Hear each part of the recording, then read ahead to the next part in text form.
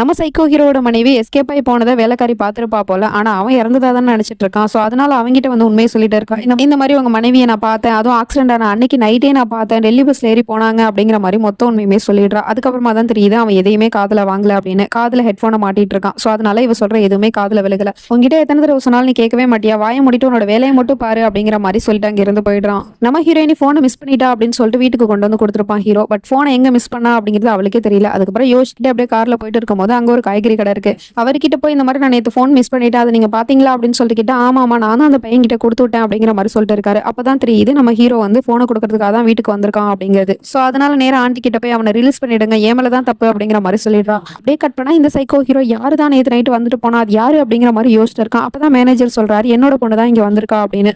அதுக்கப்புறம் அந்த பொண்ணை கூட்டிட்டு வந்தா, சாரி சார் நான் தான் இங்க வந்த இன்டர்நெட் யூஸ் பண்றதுக்காக அப்படிங்கிற மாதிரி சொல்லிட்டு இருக்கா. சோ அவ பேசுற அந்த குரலும் நம்ம ஹீரோயினோட குரலும் ஒரே மாதிரியே இருக்கு. இது எப்படி சாத்தியம் அப்படின்னு சொல்லிட்டு யோசிச்சுட்டு கொஞ்சம் கொஞ்சமா அந்த பொண்ணு கிட்ட அப்படியே நெருங்க ஆரம்பிக்கிறான். அடுத்த பலியாடி இந்த பொண்ணு தான் போல. இதோட ஃபுல் வீடியோ லிங்க் நான் கீழே கொடுத்துருக்கேன். அப்புறம் நம்ம சேனலோட பயோல செக் பண்ணி பாத்தீங்கன்னா அதுல இன்ஸ்டாகிராம் லிங்க்கும் வாட்ஸ்அப் சேனலோட லிங்க்கும் இருக்கும். அதை கிளிக் பண்ணி ஜாயின் பண்ணிக்கோங்க. இதனால நான் போடுற டிராமாவோட அப்டேட்டை நான் அப்பப்போ உங்ககிட்ட ஷேர் பண்ணிட்டு இருப்பேன். தேங்க்யூ.